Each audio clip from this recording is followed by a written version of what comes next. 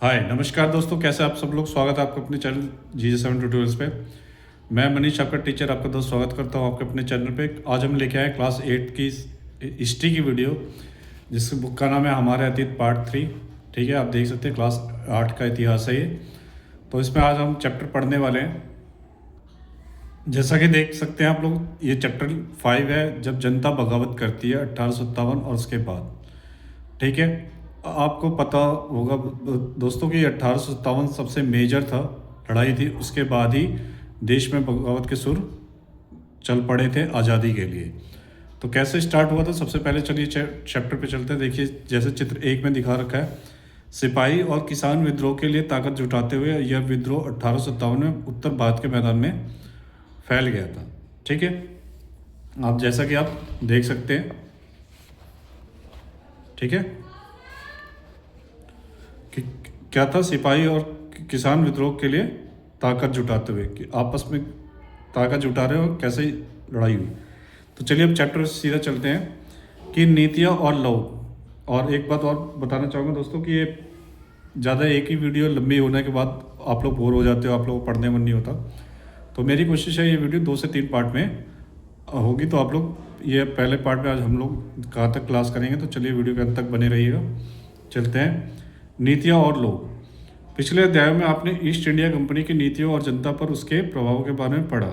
ठीक है, कि क्या था कि ईस्ट इंडिया कंपनी के और नीतियों के जनता और उसके प्रभाव पे पड़ा। इन तीनों नीतियों में राजाओं, रानियों, किसानों, जमींदारों, आदिवासियों, सिपाहियों, सब पर तरह तरह से असर पड़े। ये आप पिछले चैप्टर्स में पढ़ चुके हैं। आप यह भी देख चुके हैं कि जो नीतियाँ और कार्रवाइयाँ जनता के हित में नहीं होती थी या जो उनकी भावनाओं को ठेस पहुँचाती है उन लोग किस तरह विरोध करते हैं।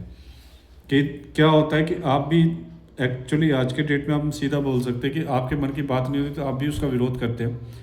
और उस टाइम तो क्या था कि दर्द था कि हम लोग किसके गुलाम थे, ईस्ट इंडिया कंपनी के गुलाम थे। तो हर तमगे पे, अलग अलग तमगे पे जो ज़मींदार थे, किसान थे, राजा थे, वो रानी हो, आदिवासी हो, सिपाही हो, सब कोई इनके खिलाफ होता जा रहा था।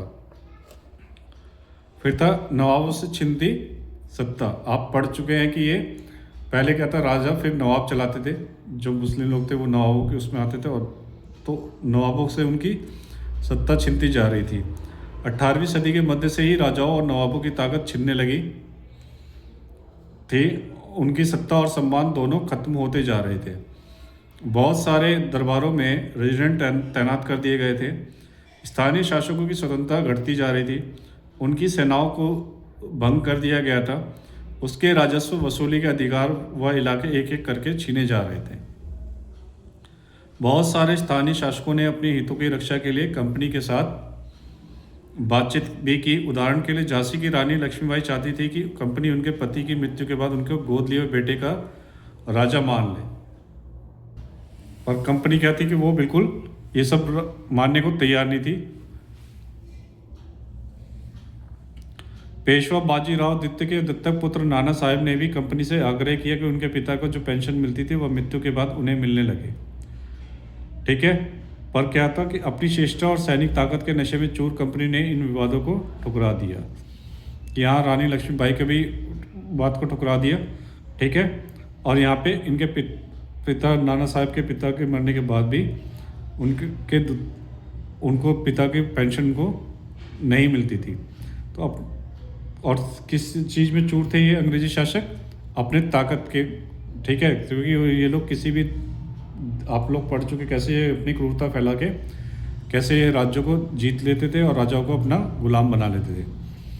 अवध की रियासत अंग्रेजों के कब्जे में जाने वाली आखिरी रियासतों में से थी। अब यहाँ अंडरलाइन कर लीजिए, अवध की रियासत अंग्रेजों के कब्जे में जाने वाली आखिरी रियासतों में से थी। 1801 में अवध पर एक सहायक संधि थोपी गई और 1856 में अंग्रेजों ने उसे अपने कब्जे में ले लिया। गवर्नर जनरल डलहौजी ने ऐलान कर दिया कि रियासत का शासन ठीक से नहीं चलाया जा रहा है। ठीक है, कि आपने यहाँ पढ़ा कि 1801 में क्या था कि अवध पर एक सहायक संधि थोपी गई और 1856 में अंग्रेजों ने उसे अपने कब्जे में ले लिया था। और गवर्नर जनरल कौन थे, डलहौजी ने ऐलान कर दिया था कि रियासत का शासन ठीक से नहीं चला जा रहा है, इसलिए शासन को दुरुस्त करने के लिए ब्रिटिश प्रभुत्व जारी है। ठीक है, इनका ये कहना था कि राजा अपना शासन ढंग से नहीं चला रहा है तो ब्रिटिश रहेंगे तो वो अच्छी देखरेख कर सकते हैं। कंपनी ने मुगलों के शासन को ख़त्म करने की भी पूरी योजना बना ली थी। कंपनी द्वारा जारी किए गए सिक्कों पर से मुगल बादशाह का नाम हटा दिया गया और 1849 में गवर्नर जनरल डलहौजी का ऐलान किया गया कि बहादुर शाह जफर की मृत्यु के बाद बादशाह के परिवार को लाल किले से निकालकर उसे दिल्ली में कहीं और बसाया जाएगा। आपको ये पता होना चाहिए कि सबसे लास्ट शासक जो थे बहादुर शाह जफर थे और उनके मरने के बाद उनके परिवार को भी लाल किले से हटा दिया गया। ठीक है, 1856 में गवर्नर जनरल कैनिंग ने फैसला किया कि बहादुर शाह जफर आखिरी मुगल बादशाह होंगे। और कैनिंग ने पहले ही कह दिया था कि जो भी बादशाह होंगे आखिरी बादशाह कौन होंगे, बहादुर शाह जफर, उसके बाद कोई बादशाह नहीं रहा। उनकी मृत्यु के बाद उनको किसी भी वंशज को बादशाह नहीं माना जाएगा और उन्हें केवल राजकुमारों के रूप में मान्यता दी जाएगी। यहाँ से उन्होंने बादशाहत भी टोटली ख़त्म कर दिया। किसान और सिपाही, गांव में किसान और जमींदारी भारी भरकम लगान और कर वसूली के तहत तौर तरीके से परेशान थे। जैसा हमने अभी पढ़ा था, किसान और जमींदार क्यों परेशान थे कि भारी भरकम लगान और कर वसूली की वजह से बहुत सारे लोग महाजनों से लिया गया कर्ज नहीं लौटा पा रहे थे, क्योंकि वो ले तो रहे थे पर सूद समेत वो सब कर्ज नहीं लौटा पा रहे थे। इसके कारण क्या था कि आपने ये भी पढ़ा कि ईस्ट इंडिया कंपनी के जो कंपनी वाले ज़्यादा से ज़्यादा राशन अपने पास ही करवा लेते थे, अपना टैक्स इतना लगा देते थे वो नहीं कर पा रहे थे। इसके कारण उनकी पीढ़ियाँ पुरानी ज़मीनों से हाथ निकलती जा रही थी, क्योंकि अगर क्या करते थे जमींदार क्या होता था अगर वो नहीं चुका पाया तो उनकी ज़मीनें वो अपने कब्जे में ले लेते थे। कंपनी के तहत काम करने वाले भारतीय सिपाहियों को असंतोष की अपनी वजह थी। वे अपने वेतन भत्तों और सेवा शर्तों के कारण परेशान थे। उनकी सेवा शर्तें जो थी, क्योंकि वो लोग नहीं चाहते थे अत्याचार हो, और फिर उनकी सैलरी भी उस टाइम पे ठीक से नहीं दी जा रही थी। कई नए नियम उनकी धार्मिक भावनाओं और आस्थाओं को ठेस पहुंचाते थे, क्योंकि सबसे पहले वो हिंदुस्तानी थे और कई उसमें से नहीं चाहते थे कि उनकी धार्मिक भावनाओं को ठेस पहुंचे। उन्हें लगता था कि समुद्र यात्रा से उनका धर्म और जाति भ्रष्ट हो जाएगा। ठीक है, जब 1824 में सिपाहियों को कंपनी की ओर से लड़ने के लिए समुद्र के रास्ते बर्मा जाने का आदेश मिला तो उन्होंने इस हुक्म को मानने से इनकार कर दिया, क्योंकि उस टाइम ये लगता था कि नदी लांघेंगे तो हमारा धर्म भ्रष्ट हो जाएगा। उन्हें ज़मीन के रास्ते में जाने से ऐतराज़ नहीं था। सरकार का हुक्म ना मानने के कारण उन्हें सख्त सज़ा दी गई, क्योंकि यह मुद्दा अभी ख़त्म नहीं हुआ था। ठीक है, इसीलिए 1856 में कंपनी को एक नया कानून बनाना पड़ा। यहाँ ये नोट करिएगा, इसलिए 1856 में क्या है, कंपनी ने एक नया कानून बनाया।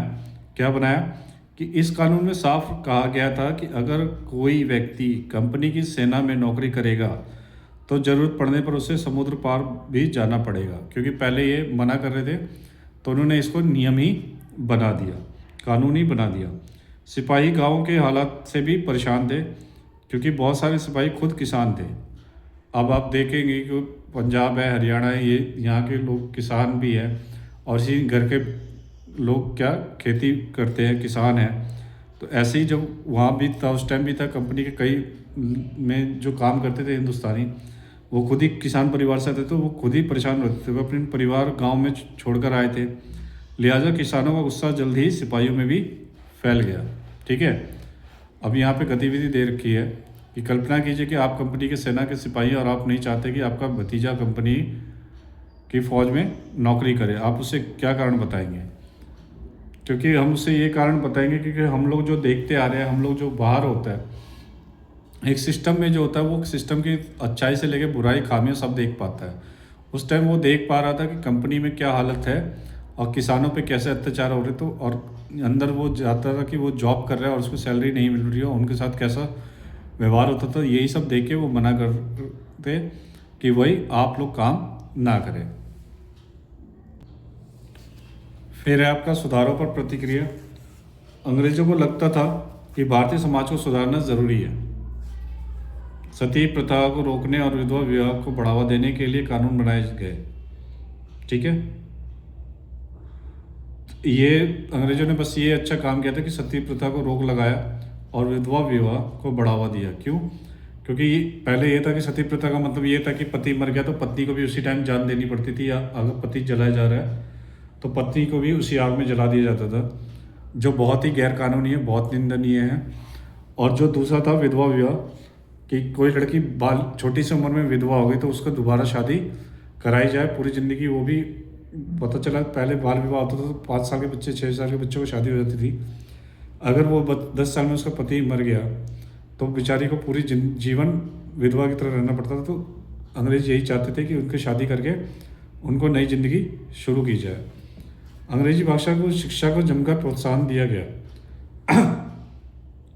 अब उस टाइम क्या था कि वो चाहते थे कि अंग्रेजी भाषा ज़्यादा से ज़्यादा लोग सीख सकें ताकि पूरी दुनिया में अंग्रेज़ों की बोलबाला। 1830 के बाद कंपनी ने ईसाई मशीनरियों को खुलकर काम करने और यहाँ तक कि ज़मीन व संपत्ति जुटाने पे भी छूट दे दी। 1850 में एक नया कानून बनाया गया जिसमें ईसाई धर्म को अपनाना और आसान हो गया। 1850 में एक नया कानून बनाया जिससे क्या था कि ईसाई धर्म को अपनाना ईजी हो गया था। ठीक है, इस कानून में प्रावधान किया गया था कि अगर कोई भारतीय व्यक्ति ईसाई धर्म अपनाता है तो भी पुरखों की संपत्ति पर उसका अधिकार पहले जैसा ही रहेगा। कि वो ये कहते थे कि अगर कोई हिंदू है, मुस्लिम है, सिख है, वो सब में से कोई भी अगर ईसाई धर्म अपना लेता है तो जो उनकी पुरखों की संपत्ति है वो उस पर अपना हक बरकरार रखेगा। बहुत सारे भारतीयों को यकीन हो गया था कि अंग्रेज उनका धर्म, उनके सामाजिक रीति रिवाज और परंपरागत जीवन शैली को नष्ट कर देंगे।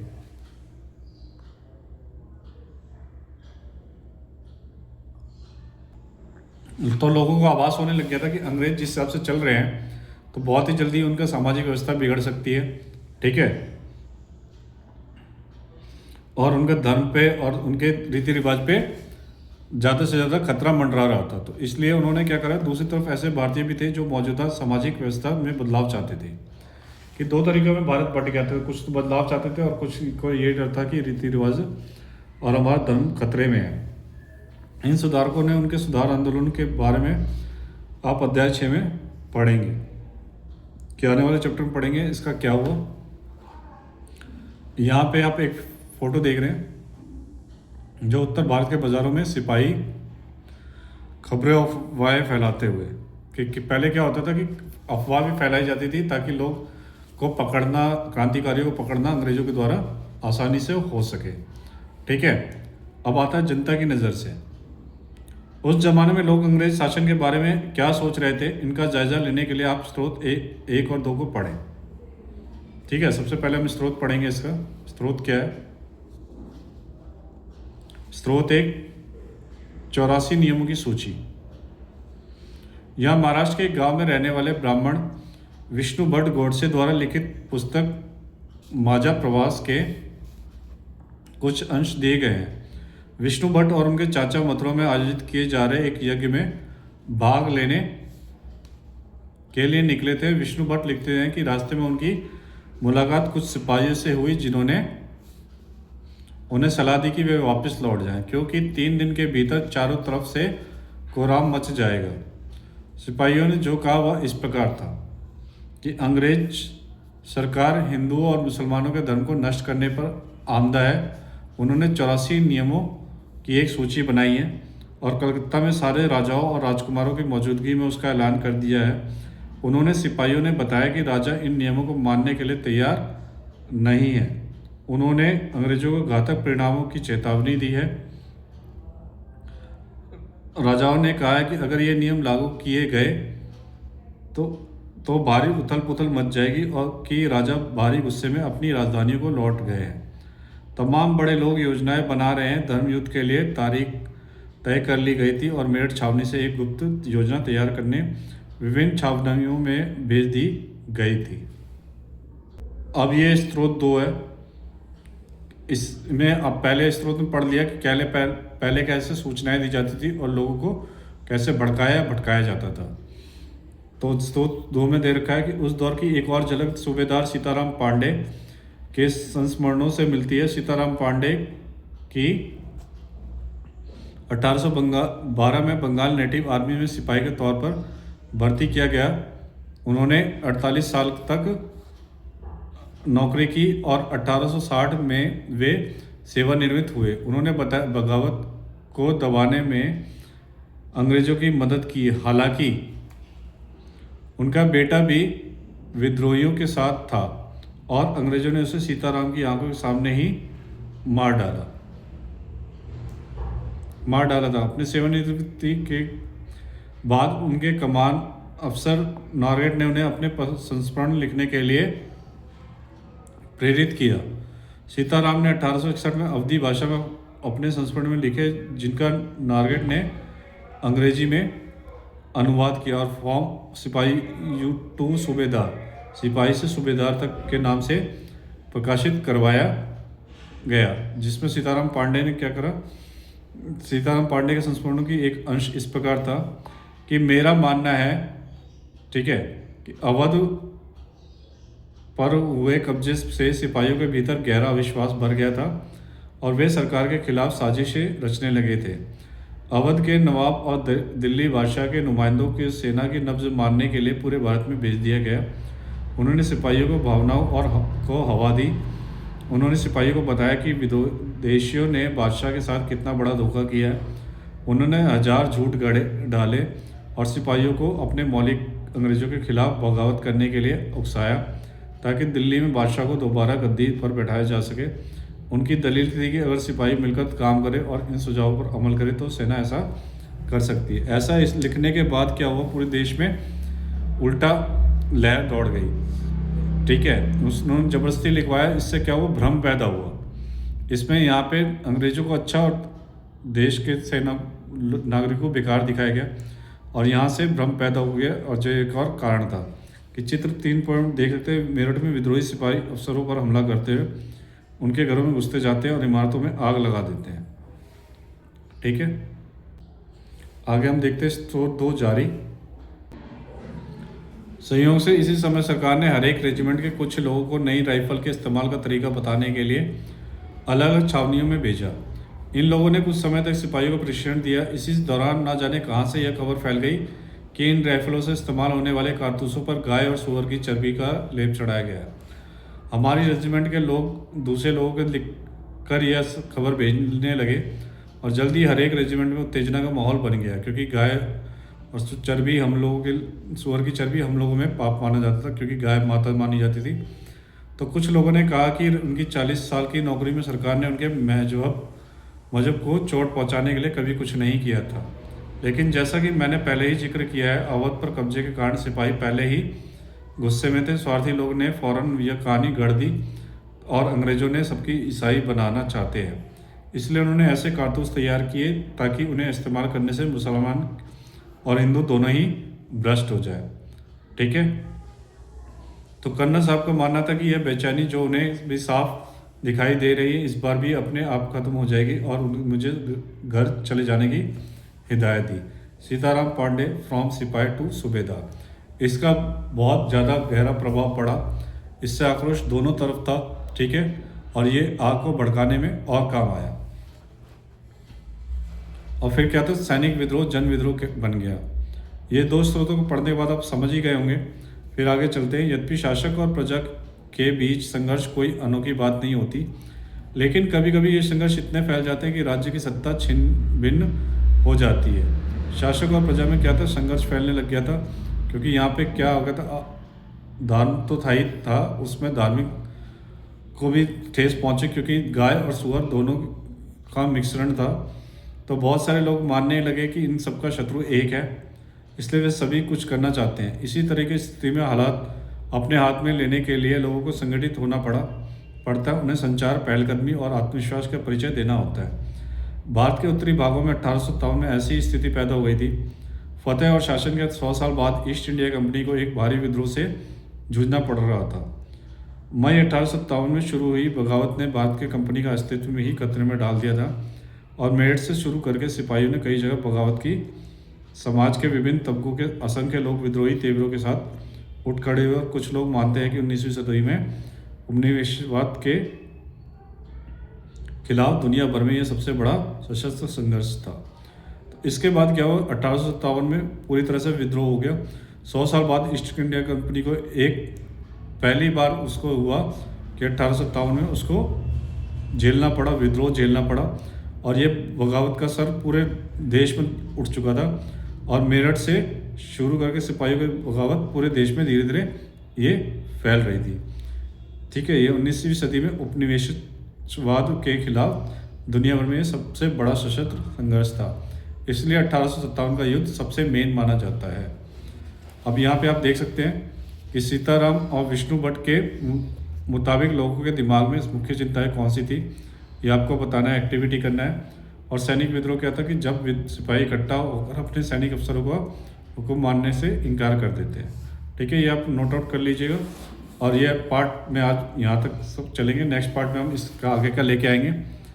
तो वीडियो कैसी लगी आप लोगों को कमेंट के माध्यम से ज़रूर बताइएगा। आप लोगों को जो भी क्वेश्चंस होंगे आप लोग मुझे कमेंट के माध्यम से पूछ सकते हैं, और आप लोग मेरे से इंस्टाग्राम फेसबुक पे भी जुड़ सकते हैं, टेलीग्राम और व्हाट्सएप पे भी जुड़ सकते हैं। आप लोग को कोई भी पीडीएफ चाहिए, कोई भी क्वेश्चन आंसर्स है, आप लोग मुझसे जुड़ सकते हैं। मेरी क्लास ऑनलाइन ऑफलाइन दोनों चलती है, तो आप जो भी क्लास करना चाहे वो कांटेक्ट कर सकता है।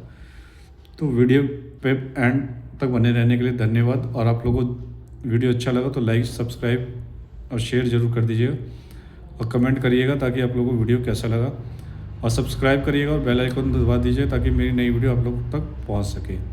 शेयर करेंगे तो आपके दोस्त भी ये लेसन अच्छे से समझ सकते हैं। तो मिलते हैं नेक्स्ट वीडियो में, तब तक के लिए थैंक यू।